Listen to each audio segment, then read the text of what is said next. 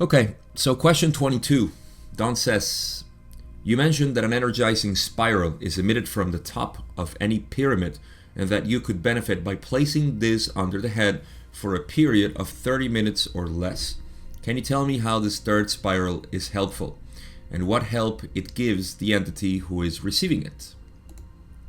Ra says, there are substances which you may ingest which cause the physical vehicle to experience distortions towards an increase of energy. These substances are crude, working rather roughly upon the body complex, increasing the flow of adrenaline. The vibration offered by the energizing spiral of the pyramid is such that each cell, both in space-time and in time-space, is charged as if hooked to your electricity. The keenness of mind, the physical and sexual energy of body, and the attunement of will, of spirit, are all touched by this energizing influence. It may be used in any of these ways. It is possible to overcharge a battery, and this is the cause of our cautioning any who use such pyramidal energies to remove the pyramid after a charge has been received. And this opens a good space for me to answer some of the questions I get in terms of the pyramid use for energizing yourself. And again, this is based in my experience and also in my knowledge and understanding of these energies. So please take it with a grain of salt and experiment yourself. The only caution that I would say is the same one that Ross said. Use it for no longer than 20 to 30 minutes. It's a good refresher because they didn't say it here. But if you browse through the material, you will see that they recommend it no more than 30 minutes. I would say 20 minutes is safe. Overcharging a battery. I mean, I think I've done that, and honestly, I didn't feel anything, but still, it's something to be cautious about. It's not like you're going to, collapse with epilepsy or something. Not in my experience, at least. I don't think so. So, first, there are substances that we use. Caffeine, for example, is the main drug that we use, and it has this effect in the body. It's a crude substance for sure, and this is why you would hear. You see, it's funny how people say, "Oh, if I'm going to become spiritual, I need to leave coffee or abandon coffee or whatever." And I also don't need to eat meat because that's very spiritual, and all of these things. The truth is that you stop taking things because you kind of transcend them. Your body doesn't need them anymore. And people confuse this with, oh, I need to do this, or I'm not doing that, I'm not at that level. Sure, if you want to say it that way, of course, that's your way of perceiving it. But the truth is that none of these things are doing any harm to you. They're not. I mean, certain things, of course, in our diet are doing lots of harm, depending on how we want to perceive it, because some people just want to go through their lives eating and drinking certain things, and that's fine. There's people who inject themselves with testosterone and they drink alcohol and they drink a lot of Red Bull and they eat all kinds of fast food and so on. This is true. Some people actually live that way. Who is to judge, oh, this person is not spiritual? It's God doing all of that. So what do you mean it's not spiritual? So it really is a matter of perspective, is what I'm saying. And there is no perspective that is beyond God. So why even call it spiritual? Now, to be more scientific, I can say that yes, this is the thing. As you start tuning yourself into a more calm mind, you see, this is not something that you can achieve in an hour yoga meditation or something like that, or a holotropic session of breathing. you see, there is a, I'm going to call it the actual state of your mind. The actual state of your mind depends on your perception of life. Life meaning your day-to-day life. What does it mean to be alive to you? So your state of mind is going to be dependent on that. And that state of mind quickly activate into its normal state after the yoga session, after the holotropic session. I mean, you can probably stay, calm, or even psychedelic sessions. You can take drugs. Some people don't like to call them drugs, but let's just call them drugs. Plant medicine, any psychedelic, really, plant medicine included. But yeah, you take these and, you change your mind, you do breathing exercises and your mind gets there. But then you return to your normal inertia, your karma. This is what karma actually means. You're living your karma. Of course, you're generating it in your mind. So as this is something that I can say by experience, as your mind reduces its activity to the neurosis that we were indoctrinated in believing, then what happens is that you start perceiving that your body responds differently to certain stimuli, being food, drink, activities, people you engage with. So these things start to sort of pulsate, and you don't need them anymore. Not because you became spiritual, but because your state of mind is just different. I mean, this happens all the time. You change your environment, you change where you live, wherever you go, your state of mind always changes. You move to another country, so you adapt to that.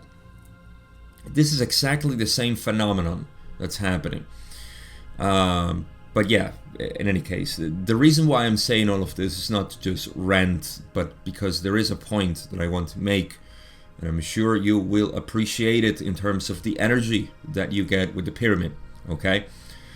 So, as your state of mind is reduced, and you drink coffee again, which I have done, and you feel the difference, and you feel that, yeah, this is not me. Or smoke weed, marijuana, which I used to, and you try it again, and you just feel something different. And you say, yeah, it's that feeling again, but it's not my normal state. It's not my actual state. Psychedelics included, anything. The more you calm your mind into being in the present moment, the less you need anything. You see? All kinds of things come out of this. Now, is the purpose, Gabe, to become completely still of mind? No, it isn't. It's just one thing you may try if you want to, but this life is not about that. This life is about loving. Well, it is inherently in the stillness of the mind to love everything because you don't have any stress. So it's like a natural state of love, sure. But I don't want it to sound like most people make it sound. Oh, you see, you're failing. You're a spiritual seeker. You should be here. You're not. No, that's nonsense. You are where you have to be, and you should enjoy that. Please enjoy it. Enjoy your neurosis. That's what I'm saying. I enjoy mine. And so, the reason why I'm saying all of this is because the energy perceived in the transfer, or it's not even a transfer, the charge that you get from the pyramid is within this state of mind in which you can perceive this energy, this flow of energy. So, can I get somebody and put a pyramid under them and anybody on the street that doesn't care about any of this and is very stressed and they're going to feel something? Maybe. But my experience and my understanding is that if you're not in tune with this sort of frequency of mind, even that frequency of the brain, perhaps you won't. And perhaps you will. Who knows? But I believe the way Ra explains it here See, what do they say? The vibration offered by the energizing spiral of the pyramid is such that each cell, both in space-time and in time-space, is charged as if hooked to your electricity. So they're referring to every physical cell, even in time-space, which, as we know, there are energy vortices that are parallel to every part of our being. The whole universe is just energy, modulated. Even space, as we perceive it in third density, as somebody I admire a lot, Nassim Haramein, which you should know who